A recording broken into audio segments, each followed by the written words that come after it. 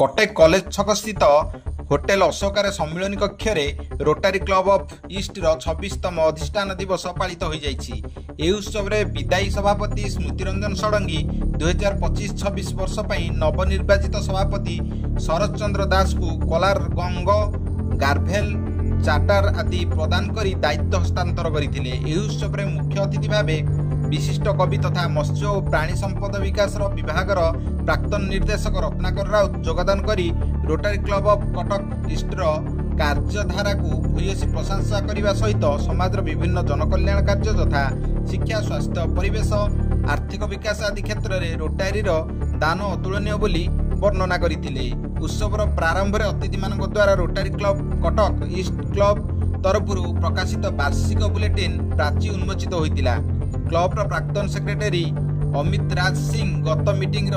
Proceeding पठन करथिबा बेले secretary doctor वीरकिशोर Parida चलित वर्ष 2025-26 पई क्लब तरफ प्रस्तुत करा जायथिबा एक्शन प्लान वर्णना करथिले। स्वतंत्र अतिथि भावे प्राक्तन past district governor Dilip Kumar Patnaik, PDG A B Mohapatra, GRS R K Satpathy प्रमुख योगदान करी समाज सेवा रोटारी क्लब संपूर्ण नियोजित रहिबा सहित क्लब सदस्य माने व्यक्तिगत स्वार्थरू ऊर्ध्वर रही गरीब अवहेलित असहाय लोकों पई निजको समर्पित बोली निजर वक्तव्य माध्यम प्रकाश करथिले। रोटारी 25-26 मते क्लब सभापति दायित्व देछि एवं समस्त जानिचंदी रोटारी सारा पृथ्वी रे सर्विस वर्क ही करे। से परिप्रेक्षी में भारत वर्ष बा पृथ्वी रे जेते जो रोटारी क्लब अच्छी से पुराना रास्ता को पाथेय करी सर्विस ही आम करूँ। आपन जो वर्तमान प्रश्न पचारे ये ऑक्सीजन जेनरेशन पे आपन कौन करूँ यहाँ आमर पुराना प्रोग्राम एवं आम 4 वर्ष पूर्व से पुराना प्रोग्राम भितर मैक्सिमम ऑक्सीजन जेनरेशन जो गछ दैट इज बर गछ एवं ओष्ठ गछ आमर पुराना प्रेसिडेंट जी थिले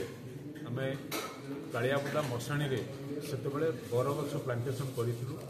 एवं ए वर्ष प्लानिंग रे भी आमे बर गछ एवं ओष्ठ गछ मैक्सिमम प्लांट करिया पे योजना रखिछु। एबे रिसेंटली आमे फल गछ प्लांटेशन करिथिलु। अन्यान्य लोक मैंने प्लांटेशन करुँच किंतु स्पेशली फल गछ कहीं प्लांटेशन करूना बट आमर बड़ लक्ष्य रही आम फल गछ प्लांटेशन करूँ जहाँकि सी मल्टीपर्पज बेनिफिट दब ऑक्सीजन जेनरेशन करेब ता सहित लोक मानकर रोजगार भी बढ़ एवं लोक मैंने निज घरे भी फल खाईपर। तेणु यहाँ बहुत बर्तमान आम तापर मैक्सिमम गुरुत्व दूँ। ता छड़ा आमर आज मुख्य अतिथि जी थे रत्नाकर सार से भी भल उपदेश देइछन्ती। डबल फर्टिफाइड सल्ट उपरे से माने जो आज मैक्सिमम फोकस ना कर रहा आज जो रोटारी क्लब को अपन आसले प्रतिष्ठा दिवस केमती कोन उत्साहित करिया से मुख्यतः रोटारी क्लब जरिए विभिन्न सेवामूलक कार्य करमती आपंकर पोलियो निराकरण है से रोटारी भूमिका एकमात्र ही भूमिका अच्छी। रोटारी इंटरनेशनल जो आंतर्जातिक स्तर में रोटारी संगठन अच्छी तार भूमिका हूँ समग्र विश्व से माने पोलियो निराकरण करते बड़ समाज मानव समाज को दान से। द्वितीय कथा है विभिन्न वृक्षरोपण बर्तमान फल वृक्षरोपण कर गोटे वृद्धाश्रम को जाइए सेठी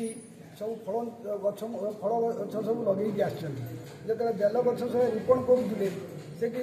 माने जो मैंने वयस्क स्त्री लोक अच्छा से वृद्धाश्रम में रोचे बेल गछटे जरूरी कहीं आप जानते आम परंपरा आम संस्कृति अनुसार बेल गछ को लोक पूजा करते सी सब आसिक कहले आमर ठाकुर को आणिक आप रखिले आम पा देकी बढ़े तो आम बर्तमान आम जो रोटारी क्लब कटक ईस्ट बर्तमान मु सेक्रेटरी अच्छी। बर्तमान आज आम जो होटेल अशोकार आमर 26तम इंस्टॉलेशन उत्सव अनुष्ठित होची। परिप्रेक्षी में आमर मुख्य अतिथि भाव विशिष्ट कवि जे कि आमर प्राक्तन निर्देशक थे मत्स्य प्राणी संपद विकास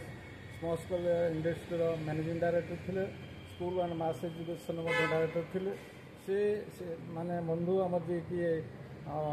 माने retired IAS Ratnakar Raut sir आज मुख्य अतिथि भाव योगदान कर आज बड़ विशिष्ट कार्यक्रम है जे रोटारी क्लबर जो वर्ष आरंभ होता केवल जुलाई 1 रु आरंभ होता है और जून एंड पुणी सर पुणी जुलाई 1 आरंभ हो तेणु तार जो आर्थिक जो वर्ष रखाई